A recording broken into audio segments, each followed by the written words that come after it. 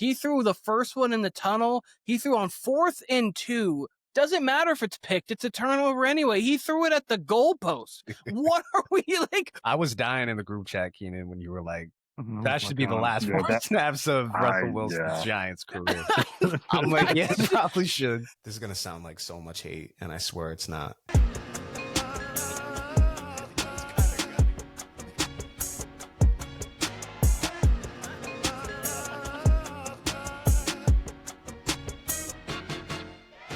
Welcome back to the Warner Brothas Podcast. I'm Kyle, joined by Keenan as well as Brandon Petty today. What's up, fellas? How we doing? Great. Nice little radio session before. Didn't go anything too crazy. I stayed in the same genre, which is good for me. It's a shout out to me. No Natasha Bedingfield, no Three Doors Down. No Three Doors Down, no Alan Creed. Jackson. No Alan Jackson, which is really what started the whole thing. I playing music randomly, but I'm good. Great week ahead.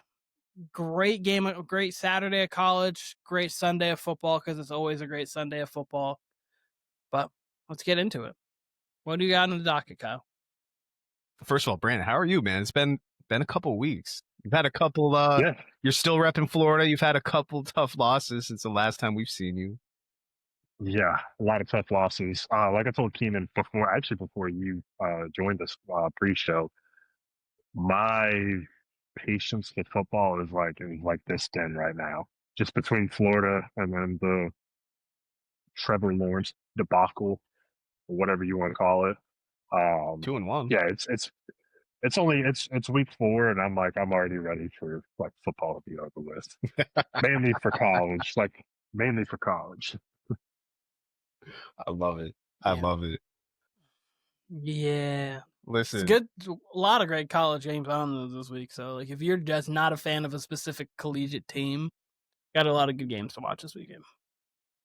I've been hyping this up for a few weeks. That week 4 is one of my favorite weeks on the docket for the NFL. Mm-hmm. We have a London game. We have, because it's the first set of bye weeks, I believe. I could be wrong about that.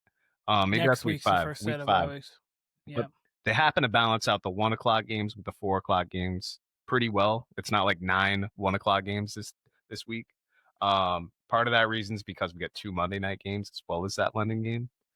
And the 2 Monday night games are okay. It's, the Jets and the Dolphins, and then it's the Bengals and Broncos, which would have been a lot more exciting with Joe Burrow, but still 2 competitive games. Sunday night, we get the Micah Packers versus the Cowboys, the Micah Bowl, which we'll be talking about all this on Friday. So I'm not going to bore you with the details, so we'll go over the docket on Friday. But it is week 3 right now. Fellas, we're going to focus on just the 3-0 teams and the 0-3 teams this week. Okay. Just for some history, let me get to my phone here. 3-0 teams in 2024: the Chiefs, the Bills, the Seahawks, the Steelers, the Vikings. We know the Vikings. We know they made it to the wild card round, lost in the wild card round. Steelers, same thing. Seahawks end up missing the playoffs. Bills and Chiefs met in the AFC Championship game. Bengals, Jaguars, and Titans all started 0-3 last year. Brandon, you well know the Jaguars did not finish well last season. I think they got maybe to 6 wins. Did they get? I think 3 3 or was 4. It really? Yeah, I think we were. No, I think it was 4-13. 4-13. Yeah, 3-14 or 4-13. Yeah, 4-13. Titans got the number 1 overall pick. Bengals finished with 9 wins last year. Am I correct? Yeah, they were 9-8. And then in 2023, fellas, Niners, Dolphins, and Eagles all started 3-0. Niners made it to the Super Bowl. Dolphins eliminated in the wild card round. And the Eagles, I think they started off 9-0, and then they ended rough, got eliminated in the wild card round as well. They went 10 and they were 10-1, and then they played because they beat the Chiefs on the dropped pass, or like the offsides, the Kadarius Toney offsides. They lost to them, and then from there they just lost and then got blitzed by the Bucs in the playoffs. For sure. And then the 0-3 teams in 2023, for context: Vikings, Broncos, Panthers, and Bears. Broncos, Panthers, and Bears were all dog shit that year. Nothing ever really turned around for either one of them. The Vikings ended up making the playoffs, for what it's worth. So one team out of the last 2 years has made it from 0-3. Bengals came close. They were right in the bubble. And then 3-0, as we see, it kind of varies. I would name off the teams that are 3-0 and 0-3 this year, but we're going to go through them one by one, fellas. We're actually going to play some word association, all right? So I'm going to name the teams, and then you guys just give me your thoughts in one word for that team. Do we want to go? Do we want to go in order? Do we want to go with 3-0 first? Do we want to go 0-3? Do we want to alternate between each? How we want to do this? Go 0-3. Go 0-3 first. 0-3 first. Just strictly go through them. Cool. Yep. Keenan, first team I got for 0-3, and Brandon. Keenan and Brandon both. I've got the New York Jets. Keenan, we'll start with you. What's your one word for the New York Jets so far this season at 0-3? 10-second comment before I give this one word. Aaron Glenn's dance on the sideline after that. Very old made head. me love him even more. Very I old loved head it. He ran and then, hey. I was like, all right. They actually found a clip of him doing that exact dance in the end zone after a pick six, which was kind of cool. I love it. Shout out to Aaron Glenn. You know what's funny? He played in the 90s and 2000s, and that was a very, I played in the 1980s type of dance. Yeah. Yeah. You could have definitely said 80s with that, and I would have gotten it. Progression is the word that I'm using for the Jets. Okay. You want to elaborate? Okay, so progression. I use the word progression because their season's obviously not going to be hindered on, we're going to make it to the Super Bowl, or we're going to compete in the division or anything. What you really want to see is progression from Aaron Glenn. You want to see progression from the defense, progression from pieces offensively, progression throughout Justin Fields, because you might get a quarterback this year, but if Justin Fields showed you enough, he is young, you might want to go with Justin Fields here for the next couple of years, and you don't have to reach for a quarterback. So, and we know right now that rookie quarterbacks and young quarterbacks in the league have not really been shining. It's been a lot of these veteran guys. Obviously, you had CJ a couple years ago, but he's even tailed off. Jaden, we don't really know yet. He's played 2 games. He was injured. So it's been, I would say, progression would be the word that I would use for the Jets. I like that. I'd say competitive. And the reason being is I look for them to remain competitive. I think their defense is going to keep them in a lot of games. Obviously, they had Tyrod Taylor this week. I think Justin Fields elevates the floor a little bit and potentially the ceiling. Main thing, even if they finish with 4 or 5 wins, I think they can be a very competitive 4 or 5 where you can see a lot of games like you did on Sunday where they might seem like they're out of it, but it's like, oh dang, they're back within 1 score, and then it ends up a closer game than what it initially was. So that's kind of what I'm looking for the rest of the year for the Jets. Lost to the Steelers by 2, and then obviously they got blitzed by the Bills. It happens, and then they were down big against the Bucs, and they brought it all the way back to be leading. So, yeah, not bad. Sure, yeah. My word for the Jets would be optimism. It's the first time in a long time, probably since before Aaron Rodgers tore his Achilles, that you can have some hope in New York if you're a Jets fan. And that's even at being 0-3. 2 very competitive losses. One of them without Justin Fields, one of them being with Tyrod. Your defense shows up. Tyrod, for the most part, shows up in the beginning. He's one of the better backups. So let's say overall optimism. 0-3, but the only loss you can really feel bad about is the Bills lost. And hey, that's a divisional rival, and they're one of the best teams in the league. So what are you gonna do? Yeah. Next team, and we'll keep it in the AFC East, the Miami Dolphins at 0-3. Petty, I'll let you go first. Yeah, Petty, what would be your word for the Miami Dolphins? Oh. I'm gonna combine these 2 words, and I'm gonna censor this. It's gonna be cluster fudge, but we all know what I'm gonna say instead. Hey, no censorship on here, brother. I know, aka cluster fuck. Dumpster fire. Whatever you want to go with. I was way too optimistic about the Dolphins coming into this season. Kyle and I were. And it looks like that's just not going to happen. Keenan tried telling us. Keenan was beating a dead horse at this point. It's just we were like, nah, we're Dolphins country, let's ride. Tua looks horrible. I think the concussions are finally starting to get to him. he might have stage 2 CTE at this point. Like, his brain might be mush by the time he retires. Like, that's a big concern for me.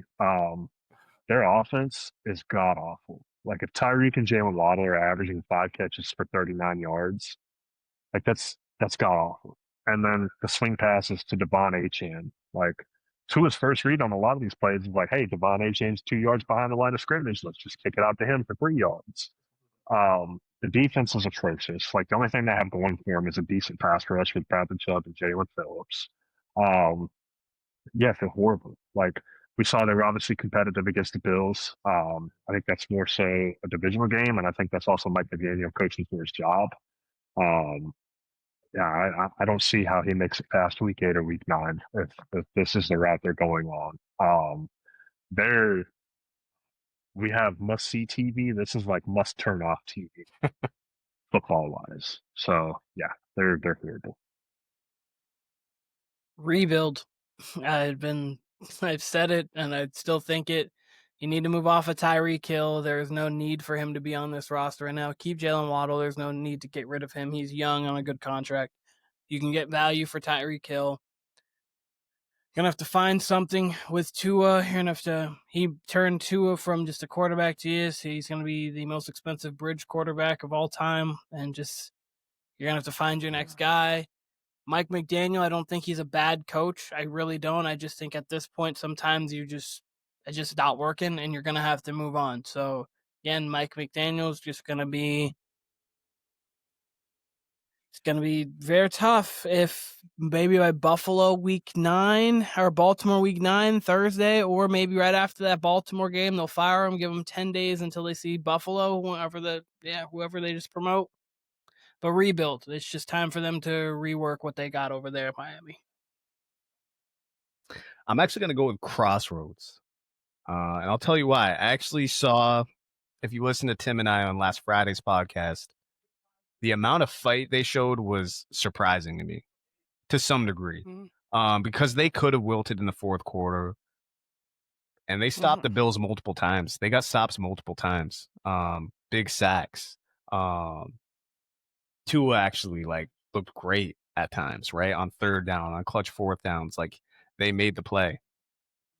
Then on that, they get to the red zone. Tua obviously throws the pick, which you can't put on Mike McDaniels. That was completely Tua. They played hard enough, and they've been competitive enough outside of that Colts game to where you wonder, okay, what are they actually doing here? Like a rebuild, you use your word rebuild, Keenan. That's good in theory, but I think that would be more so in the offseason. You can't really offload a ton of players. You can offload Tyreek, but there's not a ton of players you can really trade during the season. So even if you get rid of Tyreek, you still got a competitive team there. So I do wonder, one of the reasons me and Brandon were kind of big on it, not big, but more positive than you and Tim on this team was their easy schedule. That's still kind of the case going forward. So I do wonder if they get maybe 2 wins out of the next 3 weeks. How do they approach the season, right? We'll see it immediately on Monday night. I mean, you got the Jets. You can win that game. That can easily be your first win. But will they, again, at a crossroads, will they just kind of no? Will they just kind of quit? Will they just say, fuck it? We'll see. So that's why I think it's a crossroads, because Monday night's definitely a winnable game. I think that's in Miami as well. It's a home game for them. No reason not to win it, and sometimes that's all it takes in the NFL is one win. So we'll see. We'll see. Any additional comments before we move on to the next team? No. We started with Petty last time. We'll start with Keenan this time. Keenan, the Houston Texans. Mind-boggling, I guess would be the word for it, because they're bad but good. So it was a little mind-boggling for me. That defense is a AFC Championship caliber level defense, Super Bowl level defense. The defense is really good. The defense has kept him in every single game. The defense has not allowed more than 20 points in a game, and they've faced the Buccaneers, they faced the Rams, and then they played the Jags, of course. Offensively, I know they don't have great protection. I know they don't have as much of a run game, but CJ's CJ's kind of just been mind-boggling to me. The thing he was able to do less with more, or sorry, more with less rather, and then now it just seems like that's continued to regress and regress. And I understand that you need you need players, but I also didn't have a great offensive line his first year there. Like that wasn't like he didn't have a great offensive line. They didn't have Joe Mixon his first year there. I think Joe Mixon came in his second year, like last year was Joe Mixon's first year. He didn't have Joe Mixon his first year there. Still 23 touchdowns to 5 picks, over 4,000 yards, the most yards per game for the entire league. As a guy that people were talking back half about, it's an MVP conversation because of how he turned the Texans around. And at this point, he doesn't look like that guy. He's second guessing himself. The ball's not coming out as smooth, as crisp. He looks panicked a little bit. And yes, he doesn't have the offensive line for it, I know, but I was going to say, to be fair to him, if you have no offensive line and no run game, there's really no way else for you to approach he's right. position. No, it's right for sure. And I'm not trying to take that away. I'm not trying to say that at all. But even say we saw Joe Burrow without T. Higgins last year, so he has Jamar Chase. I know Chase is better than Nico, but Nico is one of the best receivers in the league. Burrow's traditionally had no offensive line, and Burrow doesn't move even as well as CJ, but Burrow's still getting it done with not much of a run game either. But I would say they've at least had capable backs between Chase Brown, they had Mixon during that time. They've had capable backs. But his rookie season, they had, if I'm not mistaken, I think Damian Pierce was the lead back. CJ Stroud's rookie year. I was going to say, they didn't run bad. But their offensive line was also bad. Well, they had Laramie Tunsil, but their offensive line otherwise was still bad. Now it's all-time bad, though. This is they've been bad. No, they've been bad. That's the thing. It's they've been bad. And I just think that when that's the case, too, and maybe play calling as well, if we know the offensive line's bad, we got to get the ball out quicker. We've got to do something. Something's got to change a little bit. That's why I say mind-boggling, because I don't think it's us all like a CJ, CJ can't play anymore kind of thing. Because I really don't think it's that. I just think he hasn't played well enough to overcome all of these deficiencies, and these deficiencies are real and they're there. And I'm not trying to make them sound like they're not there. But even when the pocket is clean, the throws aren't always there. So that's kind of the thing where I think sometimes I might just be he's kind of speeding himself up in his head. Where sometimes we saw it with Brady. If you got to Brady early, sometimes it felt like that second 1, 2, 3 instead of being 1, 2, 3 kind of thing. So mind-boggling a little bit, just because I feel like this team has the potential to be better than what they are record-wise.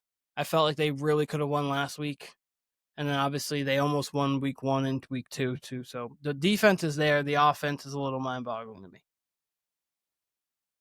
So I was going to go with, initially I was going to go with the word protection, aka the offensive line. But I actually think this needs to be a period of reflection. And when I say reflection, I mean as an offensive staff, you have to sit down and say, hey, obviously our offensive line is horrible. We really don't have a bell cow running back. Nick Chubb has clearly lost a step. Joe Mixon's probably not coming back this season. They have Woody Marks, who I like. Woody Marks is a great pass catching back. I would be surprised if he takes playing time away from Nick Chubb. But I think you have to sit there and say, hey, how do we like you said, Keenan, how do we overcome our deficiencies here? And I think a lot of that has to be quick passing. Screens to Nico. You got Christian Kirk back. Use Christian Kirk over the middle. These deep shots, I wouldn't send Nico on these deep shots anymore. I would let Nico operate over the middle of the field and let him get yards after the catch, because he's one of the best after the catch in the NFL. I mean, he's a long strider. He's fast. He's big. It's hard to bring him down. And I would really operate more of a spread offense. You kind of have to with an offensive line this bad. And I think for CJ Stroud too, I think at some point somebody has to sit him down and say look, we need a roadmap for what we're doing, stuff that you need to work on, because I agree. I think his time clock in his head is sped up maybe 2 or 3 tenths of a second too quick, to where he's oh shit, I got to get the ball now. When in all reality, he's got maybe an extra second or so to, wait to find somebody open, because I have seen that. Like you saw it last weekend against Jacksonville, where he like just kind of gets himself into a hurry and makes a bad decision, makes a bad throw, whatever. So I think it's mainly on the offensive staff. I think the offensive staff, whether it's the OC, the quarterback coach, whoever, passing game coordinator, like you got to sit down and figure this stuff out. For sure. For sure. My word would actually be fortunate. I think they're fortunate that they're in the AFC South, because otherwise I think their season would be completely over at this point with what we've seen. So the fact that they're in the AFC South, I mean, we saw it, Brandon, you saw it up close with the Jaguars. I mean, nobody wanted that game. They were each giving the game back and forth. The game eventually kind of broke open when Nico got wide open somehow, and then it was a tie game. Looked like the Texans were going to win. Somehow they lose the game. You guys are completely spot on about the offense. Like, the offense is obviously the worst part of this team. But to me, their most concerning loss was actually that week 2 versus the Bucs, because they got ran on. They could not stop the run there, especially in the fourth quarter. The offense, I thought, was almost kind of predictable given the offensive line. Who knows? Maybe that'll improve down the line. I doubt it. The run game, I thought maybe we'd get a little more from the run game, but the reason why I kind of give CJ a little bit of grace here is because he's only really throwing Nico. He doesn't have Tank Dell. Even last year, he had Stephon Diggs for a little bit as his number 3. Now you've pretty much wiped out the 2 and 3, and you really only have Nico. So I think in most cases, this would spell for like just a disaster year, exactly the year that Tim ironed out for us before the year 5-12. But because they're in the AFC South, because they'll have the Titans, because they'll have the Jags, as we saw, we'll see with the Colts if this 3-0 thing's for real. We'll talk about them as well as the Titans. I think they still have a chance at the wild card.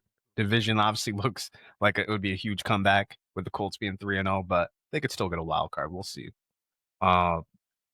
Next team is the Tennessee Titans. Also, hold on just a second. Sure. There's just one quick thing I wanted to say. Sure.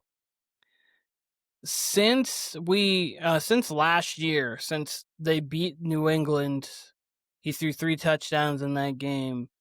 He has 4 games of 0 touchdowns. He's only had a passer rating over 100 once since that game. And that was mid-October. It's been rough of last year. So like that's the thing too, where it's just like he was so good early on, and we were talking about him like, oh, is he gonna be top 5? Is he top, like, the 5th spot's always been the big 4 that we have, and then we've been looking for that 5th, and it's been a rotating of, is it Matt Stafford? Is he a little bit down? Oh, Jared Goff looks really good. CJ was in that conversation. People were like Jordan Love, maybe Jaden Daniels, obviously Jalen Hurts. Right now, Baker Mayfield in that conversation too. He was in that conversation firmly in the conversation. And now it just seems like he's just kind of around the middle tier quarterback right now. And I think he just has more. I think he's speeding himself up a little bit. But we can go on to the Titans. Petty, Tennessee Titans, what do you think? Oh, it's a difficult one. Trying to think of what I would say about them. I'm gonna give you 2 words here. I'm gonna go with growing pains. I think with a rookie quarterback, obviously with Cam Ward, like, we've seen their offense get off to a shaky start. Like, he doesn't exactly have the best skill position groups around him. Like, Tony Pollard, I think, is kind of like a little lost at his age. Like, I think he's a decent back. The offensive line's obviously good, but Calvin Ridley also too. Calvin Ridley might be washed. Like, the guy can't catch a cold right now. Has been horrible. I unfortunately have him in fantasy on a lot of my teams. Don't want to talk about that. Their best receiver has been I want to say a 4th-round rookie out of Stanford, Alec Yamanor. It's been their best playmaker. And really, too, Cam Ward, I think it kind of has taken him a little bit of time to settle down and really just to get acclimated to the NFL game. I don't think Brian Callahan's helping out whatsoever. I think Callahan should be operating like short to intermediate routes. Like, I think Calvin Ridley should be operating over the middle. And I think he should be the de facto slot instead of whoever they're throwing out there, whether it's Tyler Lockett or whoever. I don't know. I don't watch Titans games.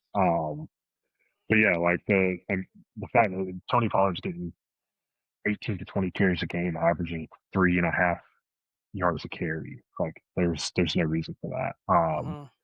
So I think growing pains because of Cam Ward. I think it's going to continue to take him time to acclimate to the game. We see it with rookie quarterbacks all the time, but I think majority of that would come from Brian Callahan. But I don't think Callahan's a smart enough coach to do that. I actually think Brian Callahan will be out of his job by week 10. So one little fun fact. The 4 teams we've mentioned so far are playing each other this week, which is kind of cool. The 0-3 Dolphins, the 0-3 Jets, the 0-3 Titans, the 0-3 Texans happen to be playing each other. Kind of fun fact of that. But mulligan is the word I'm using because I'm giving Cam Ward a mulligan for the incompetence he has leading the way every single game he walks out there. Because realistically, if he had good coaching or just even competent coaching, we wouldn't be talking about him right now. They would have a win. They would have probably beat Denver. They would have at least one. They would probably have beaten Denver, maybe 2, and we wouldn't be talking about them right now because of the incompetency. So I'm giving Cam Ward a mulligan. We're allowed to give Trevor Lawrence a mulligan for that Urban Meyer year because Urban Meyer was getting money with women and in the club. Hey, we give him a little mulligan for that. We gave Jared Goff a little mulligan for his first year with Jeff Fisher because that Jeff Fisher experience, such a long memory ago, but that was a terrible experience. Like we've given rookie quarterbacks mulligans recently because they will go into inept coaching situations. And that's what I have here. Cam Ward showed me enough talent already to where I can look at him and be like, hey, give him a year with somebody who is competent and we might have something here. We don't know, obviously, but he's shown me enough where I'm like, there's something there. Let's hope a coach can unpack what's actually there. Yeah, I'm right in line with you guys. My word's actually an acronym. It's GTFO because Brian Callahan's got to get the fuck out. Y'all saw in the group chat, and we said it on Sunday night we recorded. I said, like, one of the dumbest things I saw was Brian Callahan line up his guy for a 62-yard field goal right before the half with time on the clock where Indy, if he misses that, Indy's going to be in prime position to score. That was dumb enough, especially because he was coming off a 64-yard kick. What I didn't see before this, guys, and maybe false start. Worse than that. No, way worse than that. What actually happened? I tried to delay a game. My bad. But Keenan, guess what? Even worse than that. What led to the delay of game? The other two, who are they playing? The Colts. Colts called a timeout. Callahan actually says he took that whole entire Colts timeout and didn't know whether he wanted to go for it on 4th and 1 or kick the field goal. And they got a delay of game coming out of the other team's timeout. I've never seen that in my life. That's one of the most ridiculous, dumbass things I've ever heard from coaching. So between that, you couple that with week 1, I think they had a play where a receiver had his elbow as well as his foot down, and he openly said to the press, hey, I didn't know that the elbow counts as, 2 feet down if you get, another foot down as well. So this guy, I completely agree with Brandon. He is going to be out of this job probably before week 17. And I honestly, thought Mike McDaniel might be the first coach fired. It might be him. Like this is a Matt Hackett job. Is what this. I honestly think like McDaniel could possibly make it through the season compared to this coach as well as another coach we'll talk about. Oh, if I had to bet, if you said, hey, it's Callahan or McDaniel at least can give me an X and O, and he understands. Like I've seen him win games before. I just think I thought he was gonna get. I still think he's going to. I don't know if Callahan can win games like that. Last year, I think they might have. Number 1. There he is. Golly, like what are we doing? Oh my goodness! And I'd said a month ago, like we did. We're talking about. I don't know. We're talking about the preseason, whatever, and we were talking about the Titans, and I said, that he's the most nondescript coach in the league, because I couldn't tell you if he did anything dumb last year or anything good last year, but I can tell you he didn't do anything that inspired anything. Confidence, lack of confidence otherwise. What's up, Brandon? I do. While I was looking up Brian Callahan, maybe there's a saving grace here. He handed off play calling duties to the quarterback coach last night at 8 p.m. So this is on NFL.com, actually on the Titans website. It was Titans head coach Brian Callahan hands off play calling duties to quarterback coach Bo Hardigree. Interesting. You don't know. So maybe Bo knows. Maybe You Bo don't knows. know Bo. That could help. That could help. But Brian Callahan needs some common sense, because my God, delay of game coming out of the timeout is unreal and ridiculous. Any final thoughts on the Tennessee Titans before we move on? There's no need. No. We got the New Orleans Saints next. New Orleans Saints, Keenan. What do you think about the New Orleans Saints? Give us a word for the New Orleans Saints. Confusing. Just like, I just don't know. They look competitive one week. We're like, oh, there might be pieces there might be something there, and then they get boat raced in Seattle. Like, that game was over 10 minutes in. And 10 minutes in was over. Horton, I think his last name, Horton, caught a touchdown. Yeah, returned one. It was like, okay, who is this guy? Looks like he's playing in college. I was like, all right. They have old players and pieces, like they're going to go compete for the division today. They have some young pieces to where, like, it looks like they're trying to build for a future. And I understand you want to balance a good, like, old and young, but like, it's two different directions on the team. They don't really have a direction. They don't really have a sound. They're just a team. Like, they said, hey, picture it like an AAU team that's like, you pick the people who actually pick AAU teams, and then you have that AAU team of a bunch of kids who just didn't get to play. And one parent's like, yeah, I want my kid to play AAU. So it's just a bunch of people. So you have some people who can do something, some people who can do some other things. They just together, they don't work. So they're just confusing to me. Because there are pieces there, Kyle. You've talked about how, like, they actually have some competitive pieces. Like, they legitimately have, like, football players on their roster. It's not like they're just growing out scrubs. They're just a confusing bunch to me. So confusing is the word I got. I was actually going to say confusing, but now I'll give you another one. Might be, coach. Nuke it. Nuke the whole thing. just drop an atomic bomb on there. I agree with that. This team has like two separate makeups. It's like you said, Keenan, like ready to compete now, but then also like, hey, we're building for. It's like the end of the Sean Payton and Drew Brees era mixed in with this new, we're trying to build for a new, and it's just because, like, financially, cap-wise, they haven't been able to go sign people. So they've had to keep all their old draft new ones. And they haven't...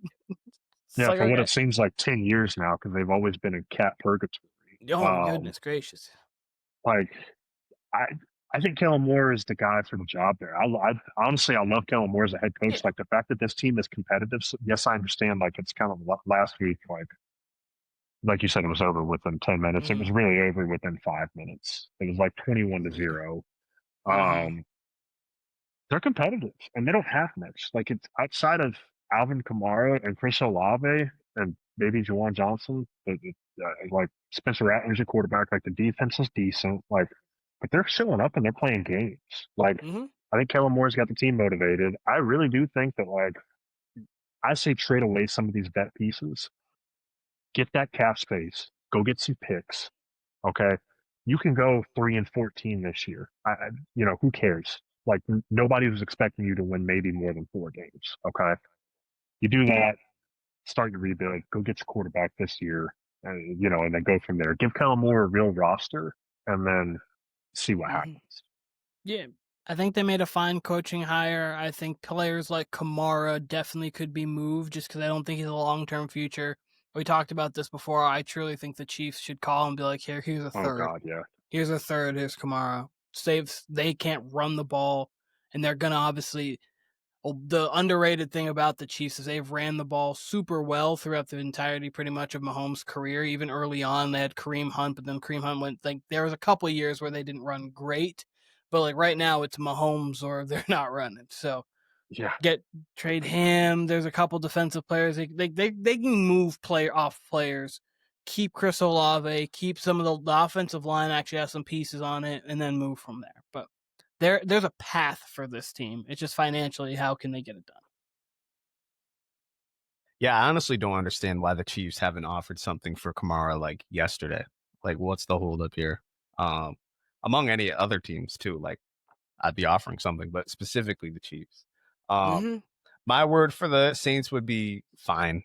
They're pretty much exactly where I thought they would be. I thought they would be competitive. I thought they would also look young at times with Rattler at quarterback. But most of all, they've looked competitive with Kellen Moore, obviously this week aside. And that's what you want from a new head coach with a weird situation. Because like you guys said, they're blended between two eras.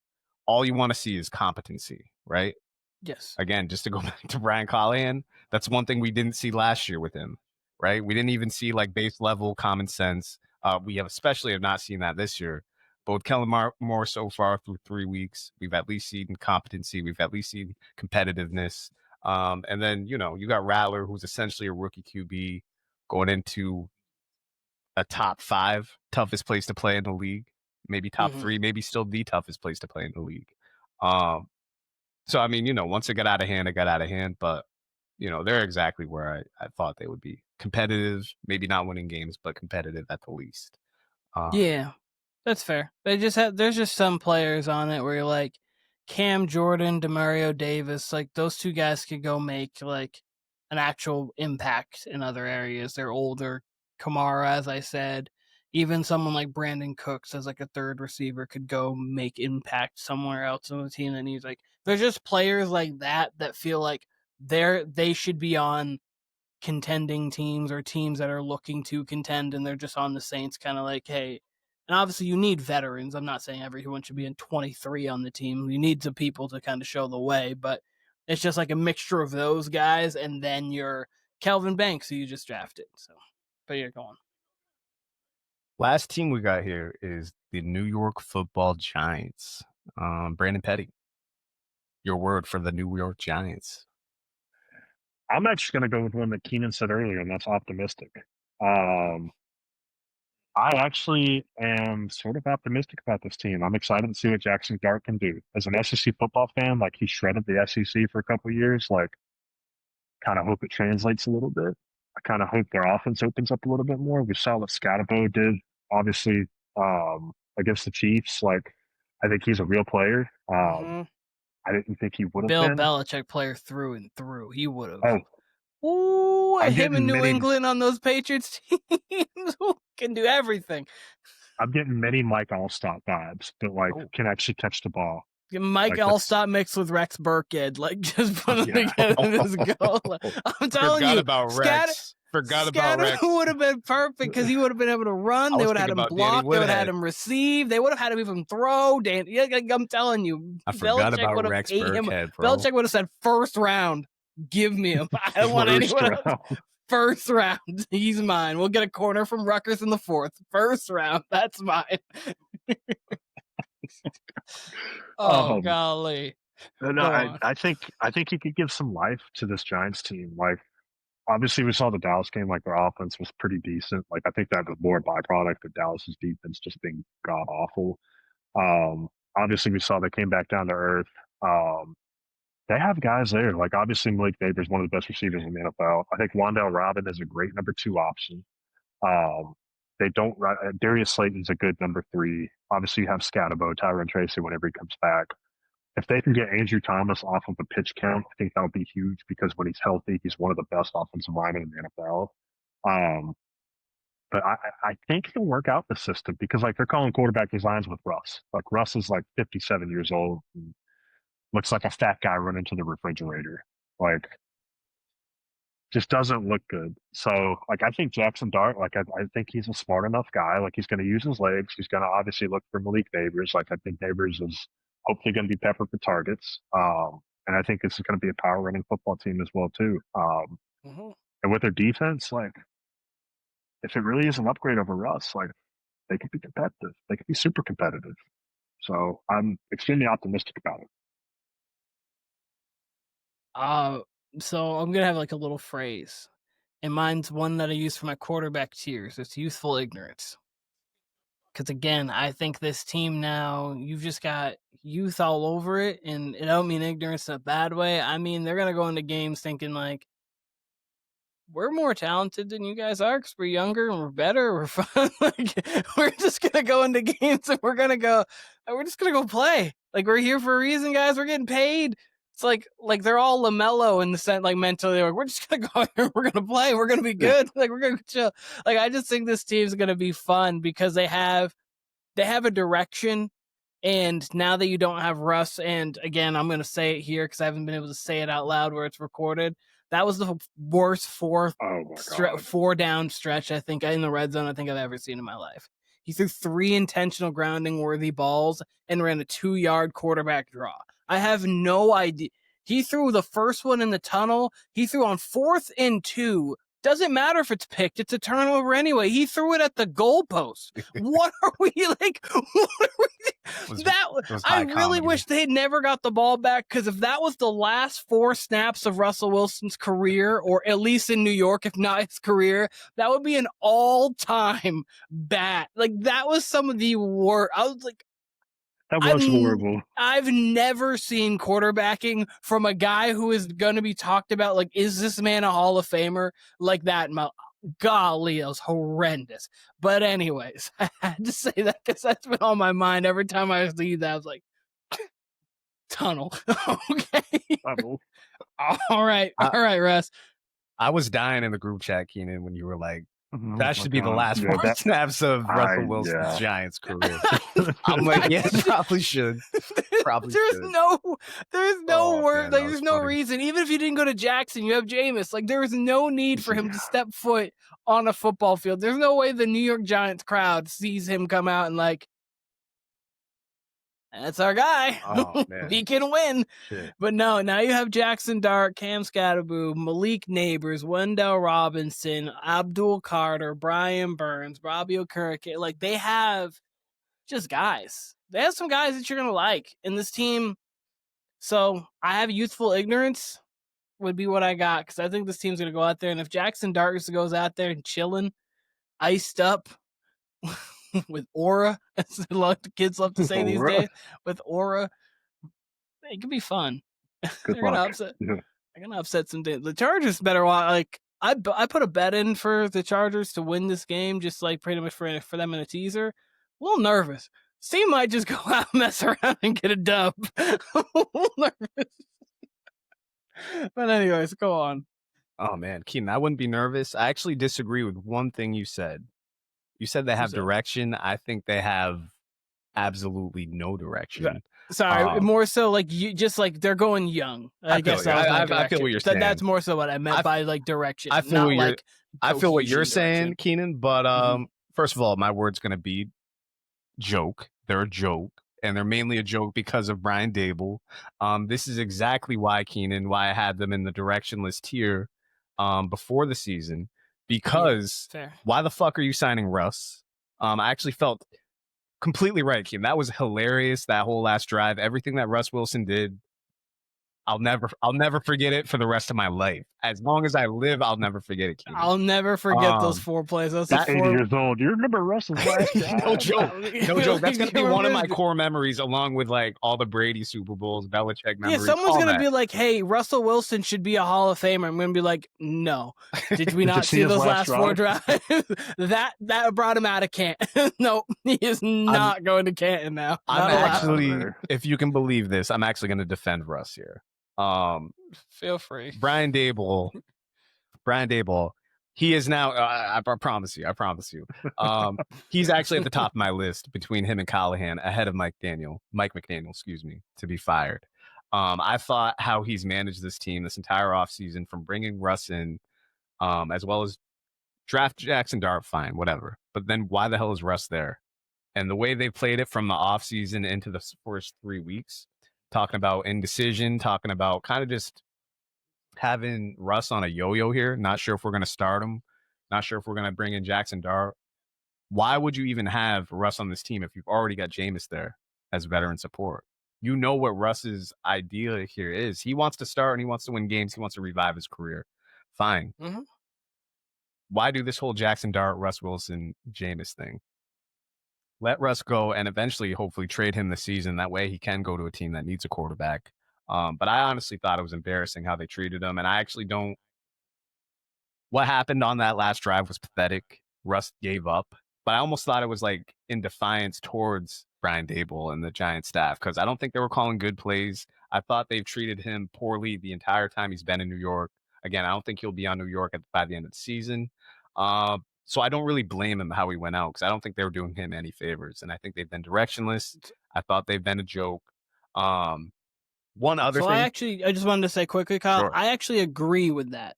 So, like, I agree with everything that you said about the fact that, like, there was just no need to bring him in.